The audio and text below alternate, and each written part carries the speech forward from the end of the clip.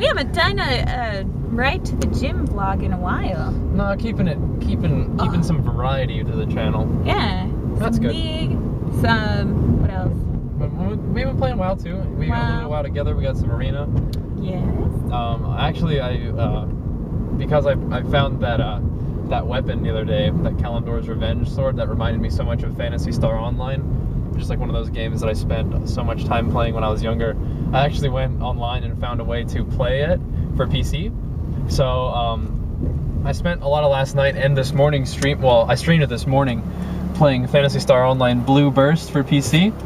And what I'm thinking is, if you guys are interested, and you guys can let me know in the vlog, I'm probably going to post it anyway, but I'd like to know how many people are excited about it, if you guys want to comment. But probably end up posting some, at least a little bit of Phantasy Star Online for you guys. If nothing else, to let you guys know, you know, a little bit about my gaming history. But I love that game so much, and I was playing a little bit of that today. It looked fun today. Yeah, it's awesome. But it's pretty, like, I don't know, it reminds simple, me. But yeah. But it almost reminds me a little bit of Star Wars, The Old Republic, just because it is like a fantasy style. Yeah, like a little like sci-fi. a space, and like the little like your targeting reticule. That, and then like your little unit frame things where you show like your options.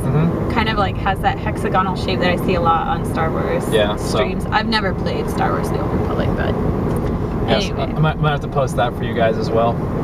But yeah, everything's going well with us. I'm slowly but surely adjusting to the once again the tightening of the carb belt, the carb deficit, as it were.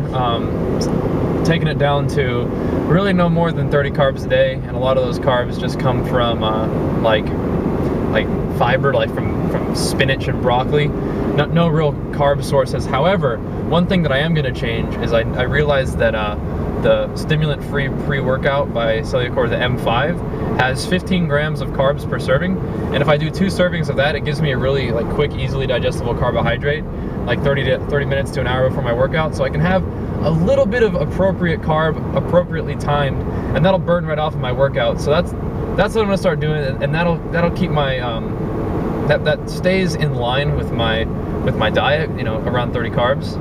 You know, because I don't know if I should really even count the vegetable stuff. But it's like, the vegetables are like 7 carbs, maybe, yeah. Like broccoli. Yeah, and now keep in mind, carbs are not a bad thing. The reason why I'm restricting my carbohydrates is because in my experience with my body, restricting carbohydrates is what helps me lose body fat, and I am trying to lose body fat as I go towards competing in a bodybuilding competition. His very first show. Yeah, sometime down the line. I don't know exactly which one I'm doing, but I'm preparing myself to start doing that so I can compete in, you know, 2 or 3 months or so. So I'm probably at about 12% body fat right now. But that's just an update. Tightening my diet up, but still finding ways to have good workouts. And I think this M5 is really going to help me out getting a little bit of pre-workout carbs in. But we wanted to make a vlog today. Jenny had a question that really stuck out to her, so if you want to like in one of our other driving vlogs, we had somebody who asked a question, because I think it was like the motivation one, where you're talking about you know, what keeps you motivated to continue to go to the gym, continue to train, continue to do that kind of stuff. And somebody had put a question asking me if I had trained like my whole life, or if I had something that I trained for, like whether it be like a school sports activity, something like that, and what kind of advice do you have for somebody who hasn't trained for things? Yeah, that makes sense to me, because I remember a lot of my answer was, you know, I've trained my whole life, it's part of my life, it's part of who I am, and I really enjoy it by now. So I can see why that question arose, because the thought that they may not have said is, okay, so a huge source of your motivation comes from you having done it for so long and having it be incorporated into your life so heavily. But for someone who hasn't had it so heavily incorporated into their life and doesn't have that sort of just deep-seated almost drive to continue, how do I, you know, what sources of motivation could I have to start? You know? I believe they were talking, and I'm sorry if I'm wrong, but I want to say that you were talking about like you wanted to try to run, and that you weren't enjoying it, and it was really hard to like train to run. And true that. I had the same issue. I've never been a real fan of running, nor have I like ever had a great mile time or anything. Like even in elementary school, I remember thinking that running the mile was kind of dumb. But For me, like, I mean, I played sports, like church sports back when like I was, you know, doing the church thing, but like I never tried out for like my school stuff. And so like I didn't really train, and the only thing I really did in school is I did dance, I did weightlifting, and I had just like regular gym classes. So those, like, I wouldn't even consider as like legit training, because it's just kind of like classes. It's not exactly like sports activities or things that you have to like be at a weight for, or be, you know, doing like strenuous activities like outside of school. Yeah, you weren't training for a particular physique, and you weren't training for a particular type of performance. Yeah.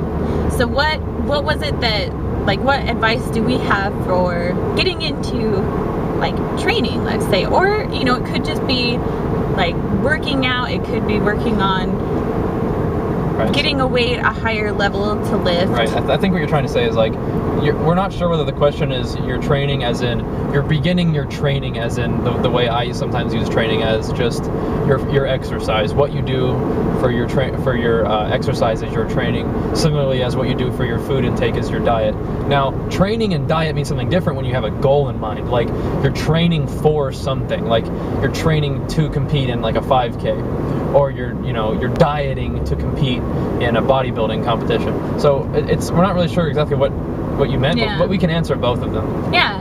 So for me, the running thing, like, because I recently started running and I actually really enjoy it, is like I started on the elliptical, just going, and when I felt really comfortable there, like, you know, realizing where your heart rate gets put up and that kind of stuff, you move over to a treadmill, and the treadmill is harder than the elliptical. It's a lot harder, especially if like you've never done like, you know, walking and running on a treadmill. So I would do incline on the treadmill at like a moderate walking pace, brisk walking pace, to build up like my calf muscles and that kind of stuff, because I would really get sore, like even just doing that. And then I started to incorporate just short, like running, sprinting, I guess you could say, with rest periods, trying to build up, like, I guess you could say, like, your lungs, like being able, so like your lungs have the capacity to hold you through the time. Yeah, there's cardiovascular fitness, and then there's actually like muscle fitness. Yeah, so making sure your muscles are fit, one, and that helps a lot with just like, not just cardio, with weightlifting as well. If you're building muscle in your legs and that kind of stuff while you're weightlifting and doing that kind of stuff, that's going to help you while you're running. And then you just want to build like your cardiovascular strength, make sure like your breathing can sustain yourself while you're doing that as well. So it takes time, definitely takes time. I mean, I've been doing this like with Bajheera for over a year now, and at least a year. But you've been working really hard for the past year. Yeah, but like I can run like a 5K now, and I can do like that kind of stuff, and like I never was able to, nor did I even care to back then. And it's just making sure that like you take the proper steps to do it, instead of like being like, I'm gonna run for a mile straight, and if you can't do it and feel like you failed or anything. And don't set your goals too high, and don't but like I don't know what I'm trying to say. Don't set your goals too high, but don't like make yourself feel real bad if you don't reach a goal that you have. Like, don't give up on it either. The way I phrase what you're trying to say is, understand it's a process.